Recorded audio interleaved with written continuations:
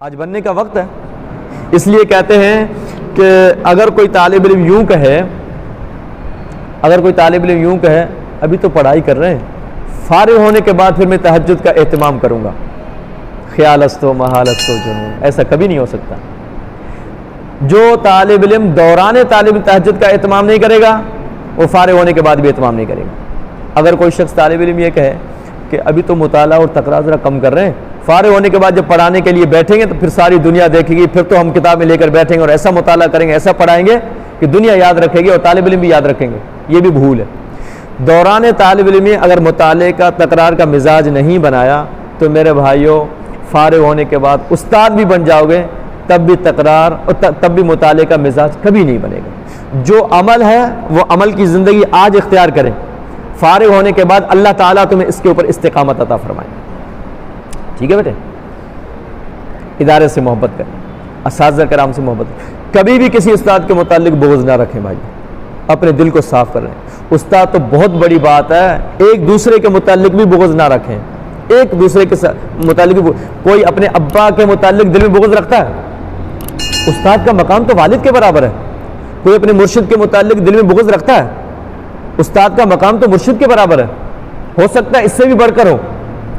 اس لیے ہمارے علماء کرام فرماتے ہیں، ایک بات کہیں پڑھی ہے کہ ایک طرف استاد بیٹھا ہو اور ایک طرف اس کا والد بیٹھا ہو، طالب علم سامنے سے آ رہا ہے تو اس کو چاہیے کہ پہلے استاد کو ہاتھ ملائے پھر جا کر اپنے والد کو ہاتھ ملائے. اتنا بڑا مقام ہے.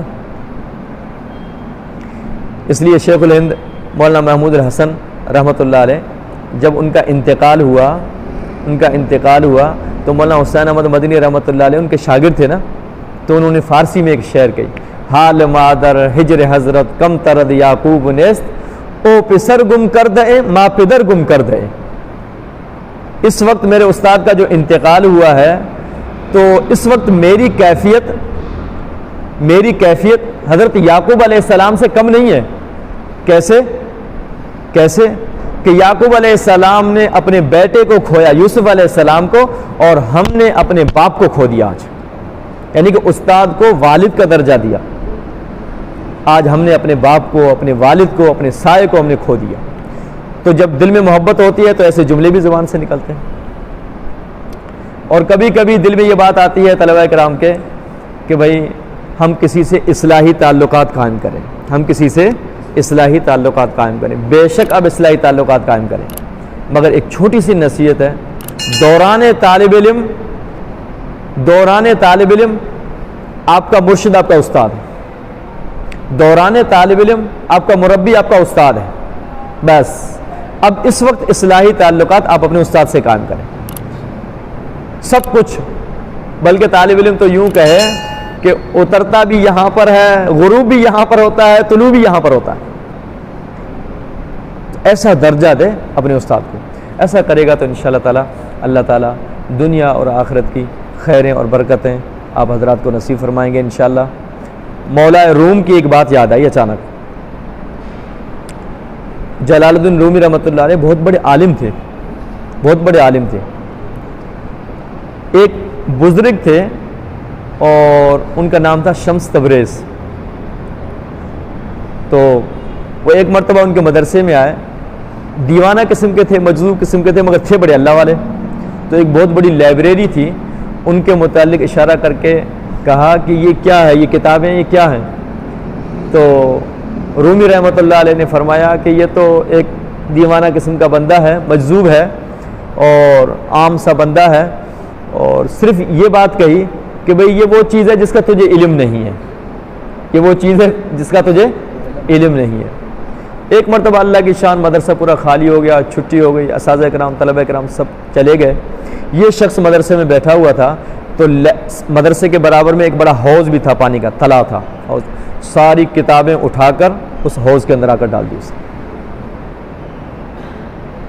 اب اس وقت جو کتابیں لکھی جاتی تھی ہاتھ سے، اب ساری کتابیں حوض کے اندر ڈال دی. جب اساتذہ کرام آئے، مولانا رومی رحمۃ اللہ علیہ تشریف لائے، طلبہ کرام آئے، جب یہ منظر دیکھا لائبریری پوری خالی، کتابیں ساری حوض کے اندر، تو حیران ہو گئی کس نے کیا. پھر کسی نے بتایا کہ وہ اس شخص نے کیا. تو مولانا جلال الدین رومی رحمۃ اللہ نے فرمایا کہ اے بزرگ، یہ کیا کیا تو نے, یہ کیا چیز ہے, یہ کیا کیا تم نے؟ فرمایا اس چیز کا تجھے بھی علم نہیں ہے. پہلے کیا کہا تھا بادشاہ نے؟ تجھے اس چیز کا علم نہیں ہے کیا چیز ہے. پھر انہوں نے کہا کہ اس چیز کو آپ نہیں جانتے یہ میں نے کیا کیا.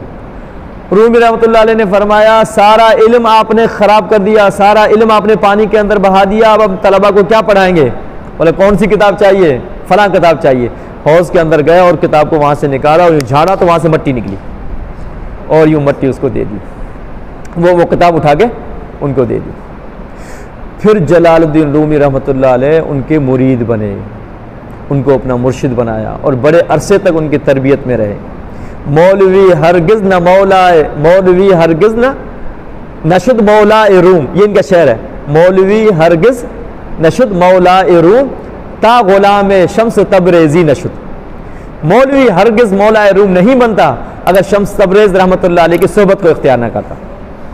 تو اپنے دل کے اندر اپنے بڑوں کو جگہ دیں اور اپنے اساتذہ کرام سے محبت کریں اور ان کو دعا میں یاد رکھیں. اللہ تعالیٰ سے دعا ہے کہ اللہ پاک ہمیں ان چند کلمات کے اوپر عمل کرنے کی توفیق عطا فرمائے. وآخر دعوانا الحمدللہ. حسبی اللہ و نعم الوکیل, نعم المولا و نعم النصیر. حسبی اللہ